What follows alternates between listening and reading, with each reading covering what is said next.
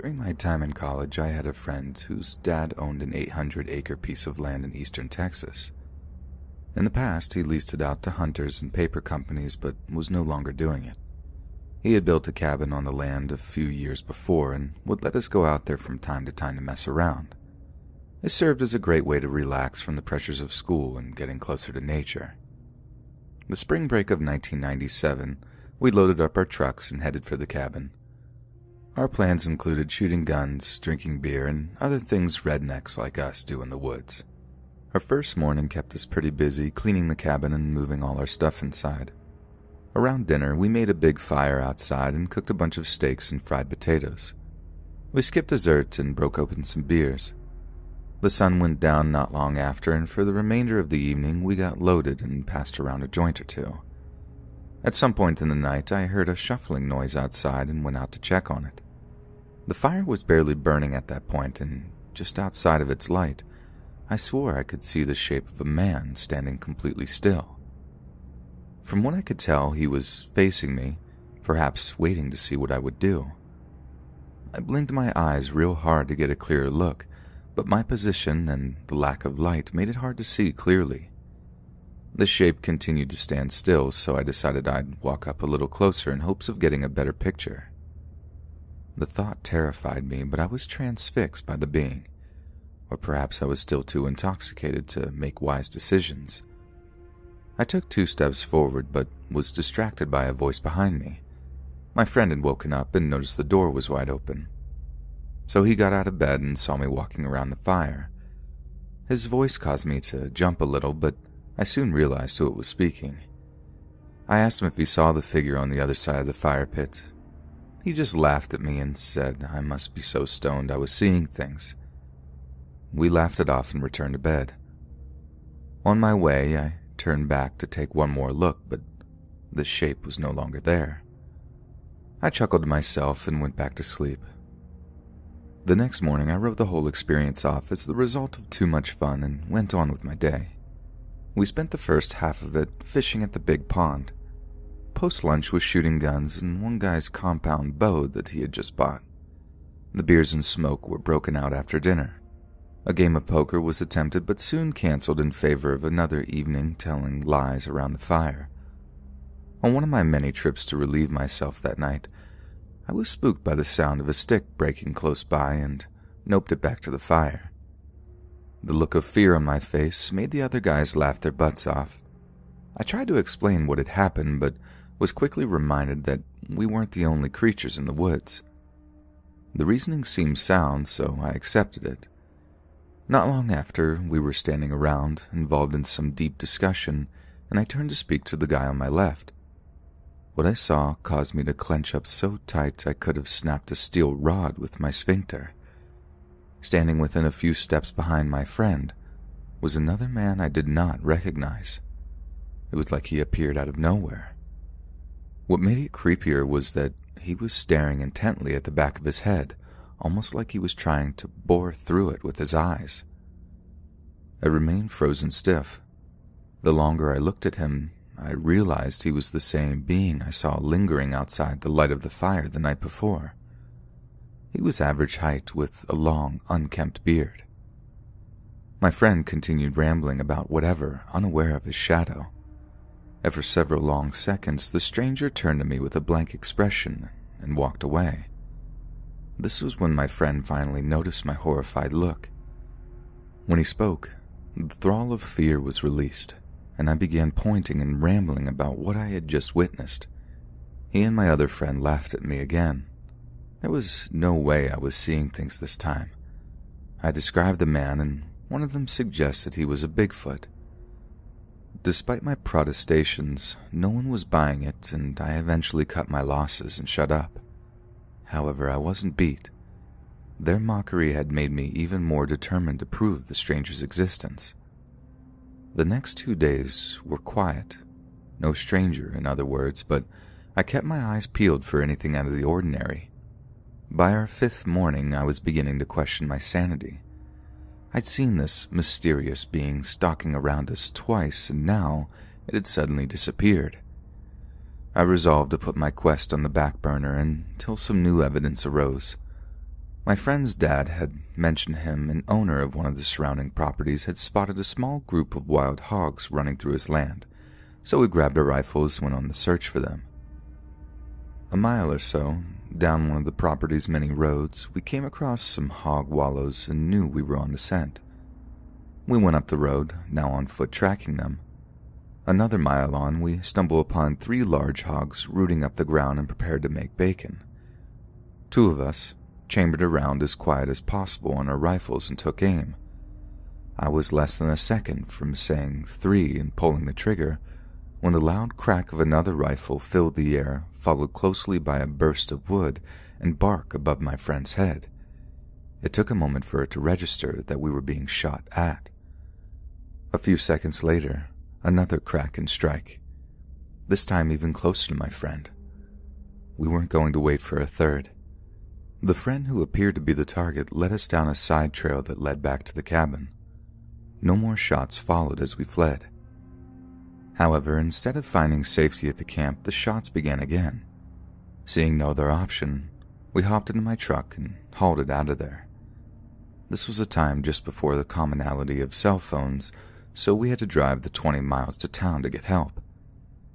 After we explained the situation, we returned to the property a few hours later with some deputies.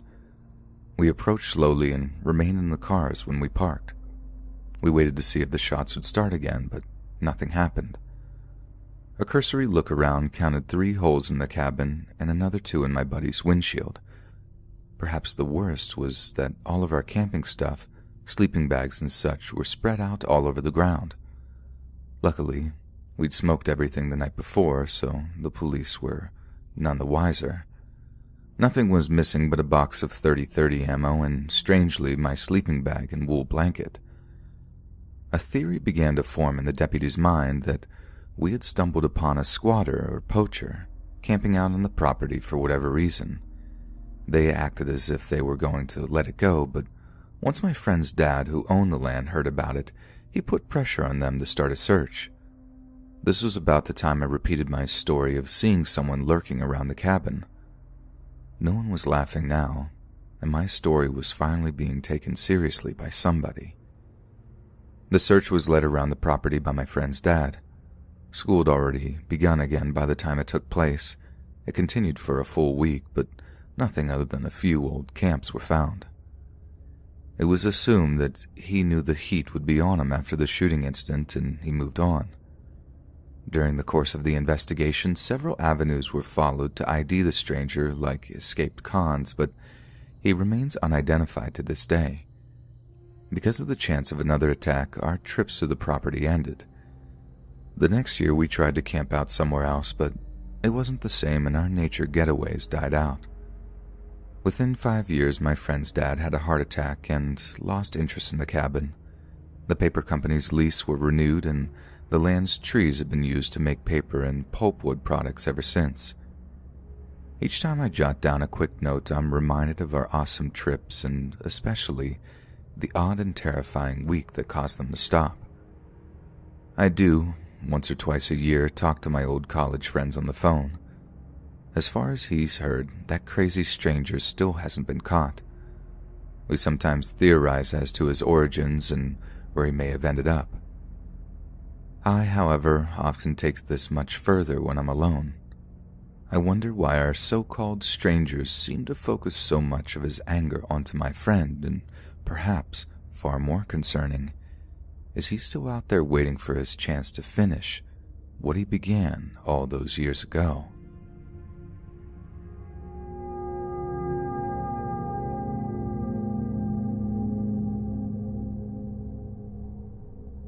This is a recounting of a terrifying incident that 3 of my friends experienced during the summer after our junior year in high school. I very nearly became part of a tale myself, but a scheduled shift at the movie theater saved me. They showed up at my house earlier that day asking if I wanted to go with them into the woods to explore an area we had yet to search, but I had to work later that evening, so I had to decline. It's been over 25 years since this occurred. Therefore, not all that happened can be remembered, but I'll do my best. Looking back now at the way life was then, I can positively say things have changed greatly for kids. My neighborhood was its own self-contained city on the edge of the city limits. At the end of the 60s, some idealistic developer got the crazy idea to buy up hundreds of rolling acres of prairie and forest land out in the middle of nowhere. He created a little suburban sprawl for the coming rise of manufacturing, and the people needed to fill those jobs. The factories did come, Johnson & Johnson, Folgers Coffee, places such as that, but within 30 years they would begin to leave just as quickly. The children of these factory workers found themselves separated from their peers in the rest of the city, and with nothing better to do, took to the woods surrounding them to explore and discover nature, much as their distant ancestors who settled this land hundreds of years before. I was one of those children, and so were my 3 friends who would make the discovery on one of these journeys into the woods. Without me along, they took to the fields opposite the new highway. These stretched for miles back then, and during the summer were laying fallow. Our part of Texas rides the line between prairie land and riparian forest. You may find yourself walking for miles on open land only to discover acres upon acres of woods between the next field. After walking for miles across nothing, they came upon a forested area most of us had yet to explore. A path led to an abandoned barn. When they turned the corner to look inside, they came face to face with the corpse of a hanged man. From what I was told later, not a one of them believed it to be real. However, as they got closer, there was no longer any doubt. The body was that of a trucker who had parked his 18-wheeler at the nearby truck stop around Christmas. He walked the 3 miles or so into the woods and ended his life. To this day, no one knows if he knew that barn was there or he just happened upon it. But we do know, on that hot, humid summer day, his bloated body posed a horrific sight to them. Realizing someone was likely missing him, my friends returned to the very same truck stop he had walked away from the year before and called the cops. Of course, I didn't hear all about this until the next day. Even though it did sound like an amazing adventure, I'm thankful I had to sit it out. All 3 of them went on to differing levels of legal and emotional troubles, including battles with addiction. The only one left living, Stephen, had spent several stints in and out of institutions, and the last time we spoke, little of my childhood friend remained. I can't claim that the discovery of the trucker's body was the only reason for their eventual decline, but it most certainly contributed to it.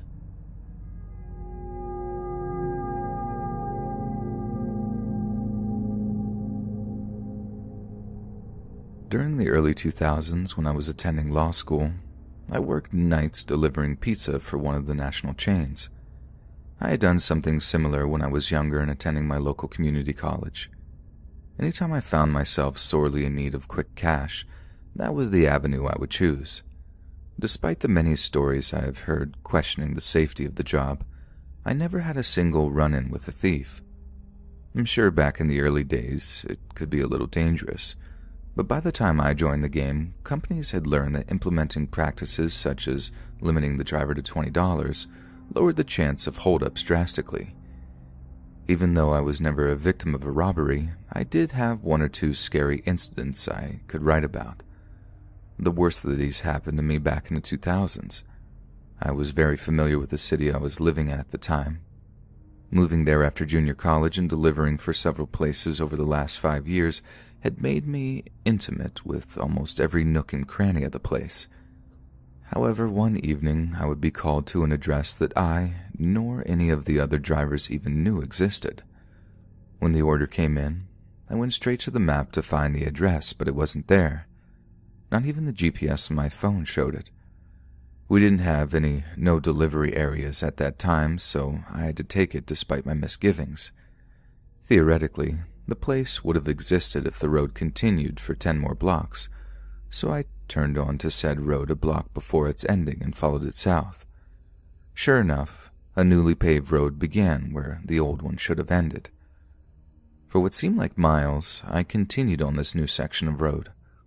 Nothing stood on the other side of it, and I didn't pass another car the whole time.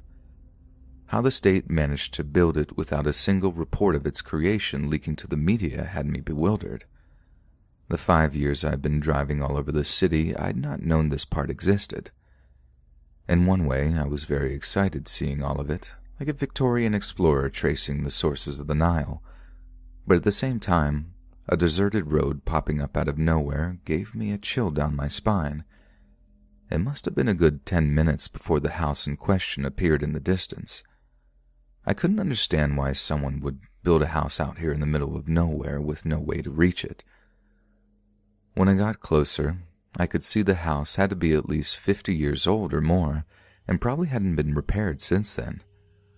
No cars were around, and for a moment, I thought the house was abandoned. But I could see the front door wide open behind the rickety old screen. Everything looked to be above board, so I grabbed the pizza and headed for the door. I knocked on the screen door, but got no answer. I could see what appeared to be a young female walking around the kitchen.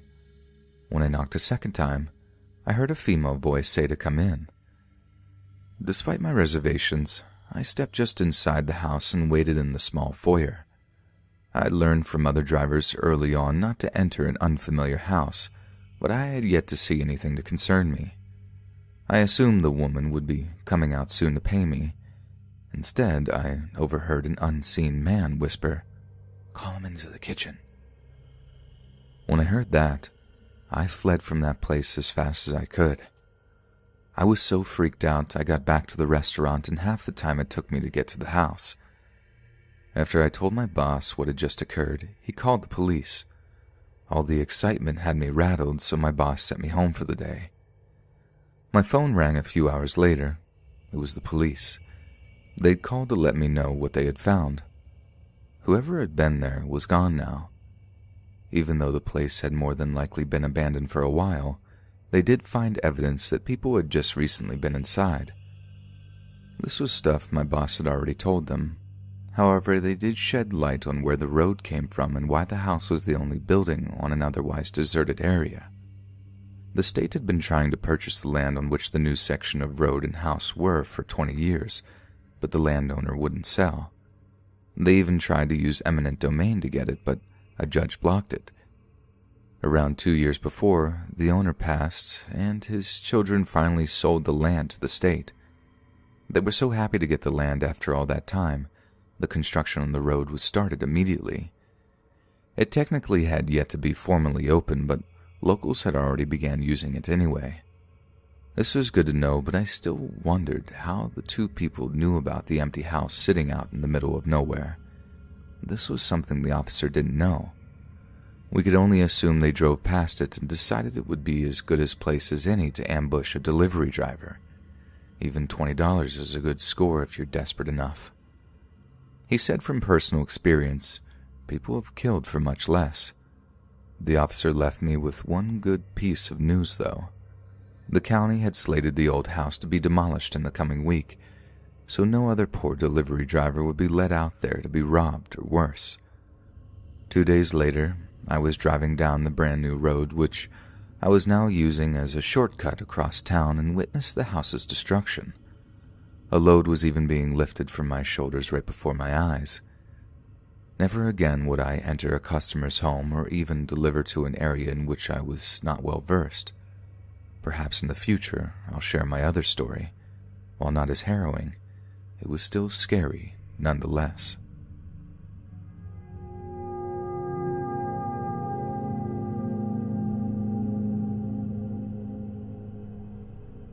Because my parents had separated before I was born, I spent my time growing up between each of their houses.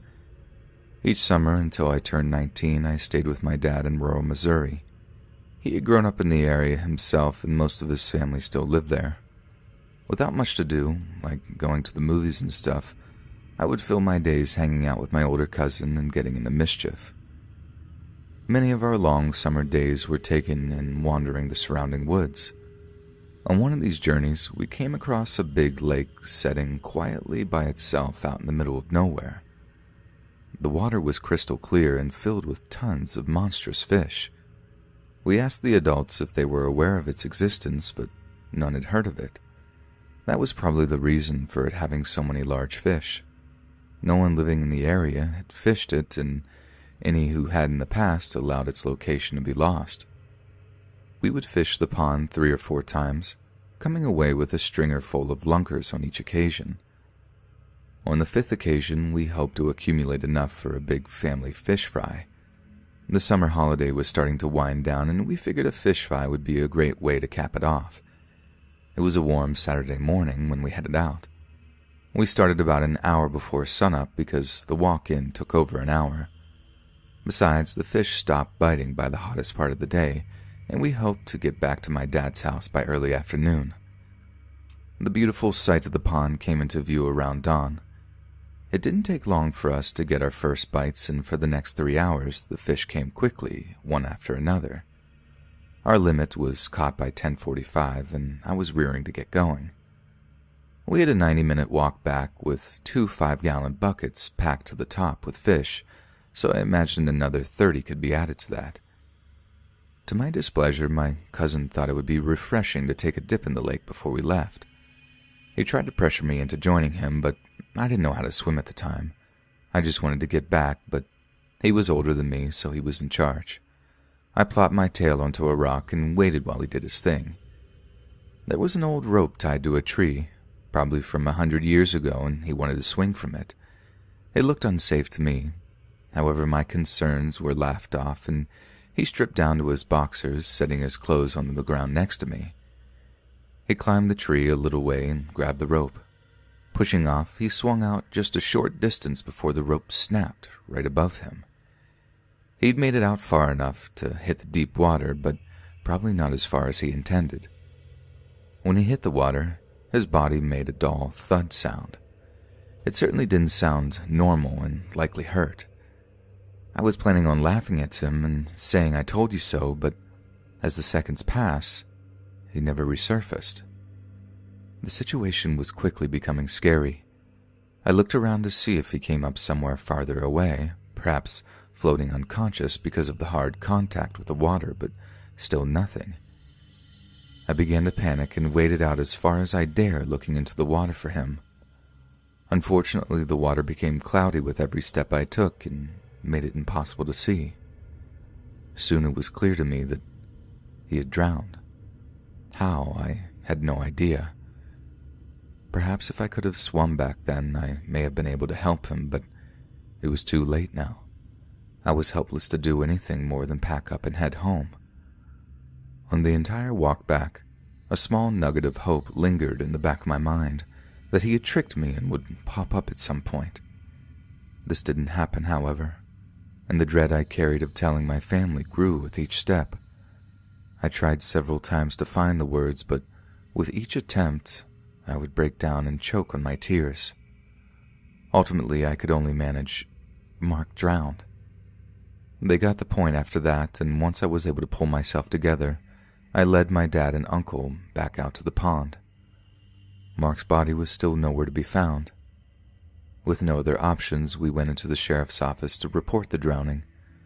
When I realized where we were headed, I started freaking out. In my young mind, I thought I was going to get in trouble or be blamed for my cousin's death. It took a few minutes, but they were able to convince me I wasn't in trouble.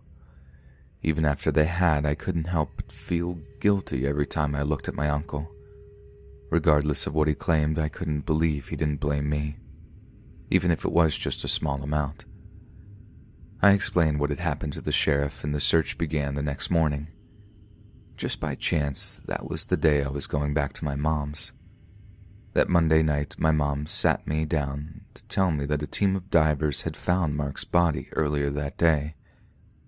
When they discovered him, one of his feet were hung up on a sunken log, so they assumed that was why he never resurfaced. I wish I could say this made me feel better, but it did not. It did, however, serve as a catalyst to learn how to swim. The guilt of not being able to help my cousin stayed with me for most of my life, and I never wanted to be in the position of not being able to help another person ever again. So in a twisted kind of way, his death had a positive impact on my life. However, if I had the choice, I'd still prefer that he be with us.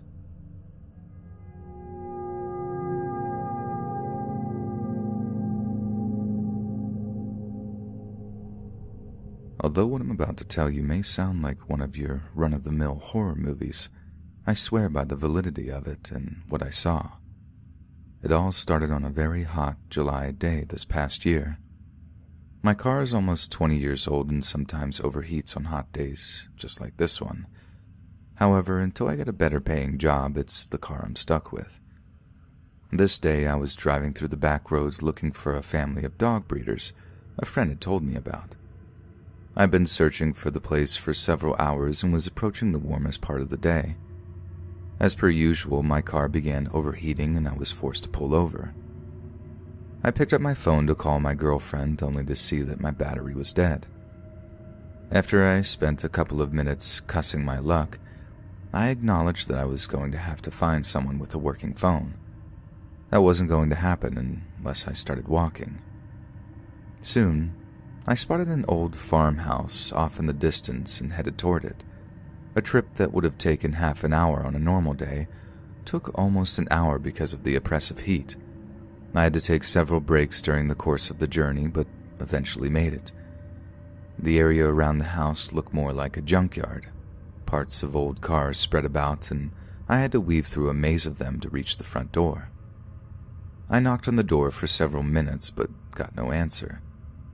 Thinking maybe that the homeowner may be hard of hearing, I walked around and looked into the windows hoping to see someone inside. At the side of the house, I spotted the telephone hanging on the wall just inside the kitchen. Now that I knew that there was a phone, I became excited and started calling out for someone. Even after walking all the way around, no reply came. I was about to give up until I saw a woman lying on a bed. I very nearly banged on the window to try and get her attention, but I figured that may scare her, so I went to the front door and let myself in. Now in hindsight, that was just as scary. But before I entered, however, I took a piece of paper from a notebook I carry with me and wrote out a note explaining what I was doing there. Even then, I called out several times as I approached the bedroom. Still no answer came, and I continued toward the room. The closer I got to the woman, the more her appearance began to unnerve me. She was laying flat on her back and staring blankly at the ceiling. I had initially believed she was watching the television that was turned on in the room with her, but her eyes sat completely still. Regardless, I got closer and, once I was within a few steps, handed her the note. When the note touched her hand, she didn't react. This caused me to get closer, and this was when I realized something was very wrong. Her face had a very dry, almost mummified look to it. Her hair was a vibrant black, a color not often seen on older females. She had to have known I was there by that point, but her eyes stayed fixed. This is what caused me to lean in even closer and look into her eyes. Rather than being slightly bloodshot or moist-looking like most people's, they had a shiny, glassy appearance, like they were fake. In spite of this, not until I actually touched her did I know for sure that she was dead. I realized that perhaps she was a mannequin rather than a human, so I reached down to touch her bare hand. The texture of her skin was dry, but stone cold to the touch. The oddity of this was just beginning to really sink in, when a loud creaking noise came from behind me. Without a second thought, I tore out of there and ran back down the road in the direction of my car. Within a half of a mile, I ran into an older man in a truck, and thankfully he agreed to give me a ride back into town. I said nothing about my experience to him, and any time he attempted to make small talk, I said as little as I could, on the off chance that he may have been involved in what happened to that woman. He let me borrow his phone to call my girlfriend, and she agreed to meet us at a gas station on the edge of town. When he let me out there, I thanked him, and he went on his way. Once I was safely inside my girlfriend's car, I borrowed her phone to call the police. I hadn't even told her about it yet, so the look of shock on her face as I described what I saw showed me what my expression likely was at the time I discovered it. The cops said they'd send out a car to the house to check out my claims. I called a wrecker next to pick up my car. The police never called me back, so after waiting 3 days, I called to inquire about what they found. It took a few minutes to find a person aware of my call, but once I did, the officer said that he and his partner searched the entire property and found nothing out of the ordinary, especially not a mummified woman. I thanked them and hung up. What happened after I fled, I can only guess. The noise behind me was probably the owner of the home, and he hid the woman's body knowing that the cops were likely to be called. To tell you the truth, I'm not sure what I saw in that house, on that bed. I am positive that I saw a human lying on that bed, but that's all. More than once, I've been tempted to grab a camera and return to the house to get proof of my claims, but fear of the unknown and what else could be waiting for me if I did has stopped me. If the nightmares of her soulless eyes continue, however, I may have no other choice.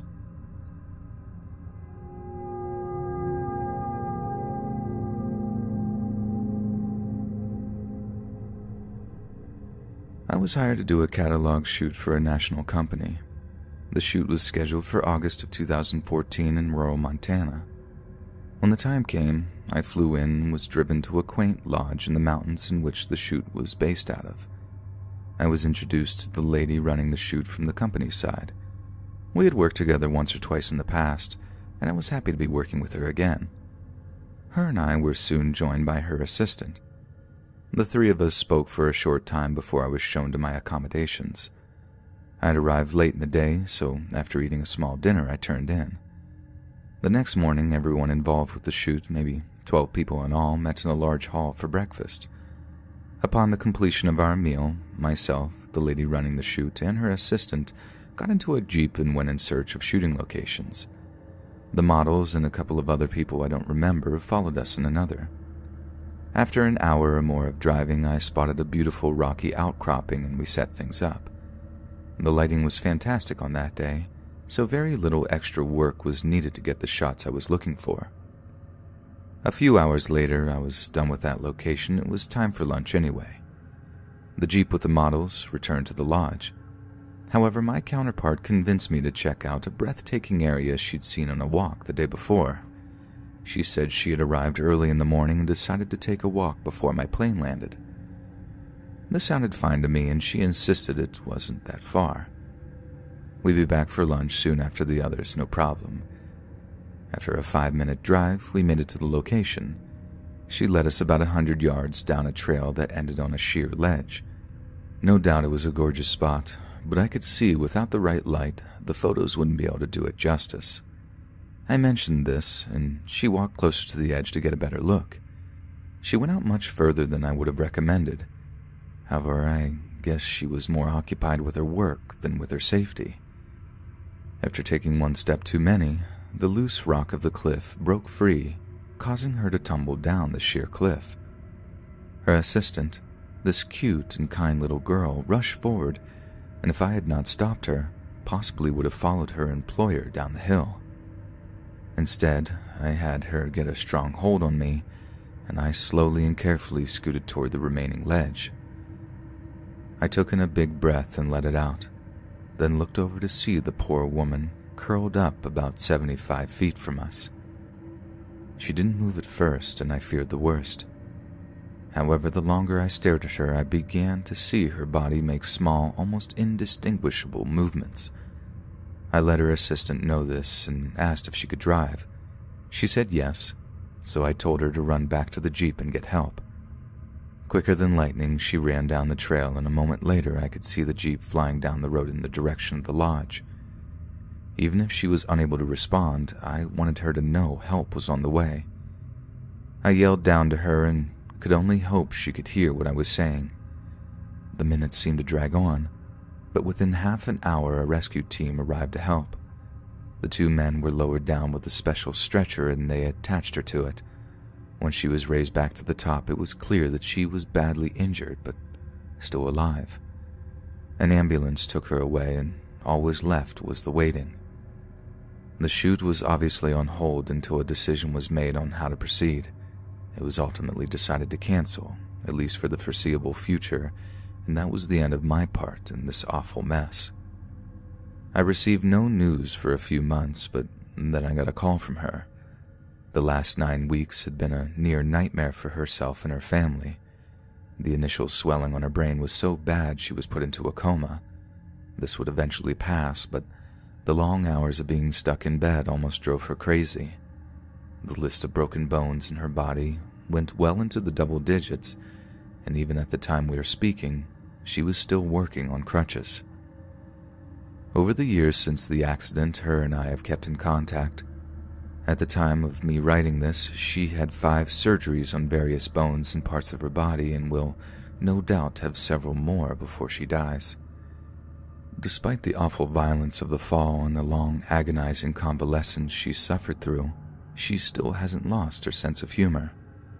On our last call just a week ago, she said if she could do it all over again, she might pick a shorter distance to fall from. A true heroine, if I've ever seen one.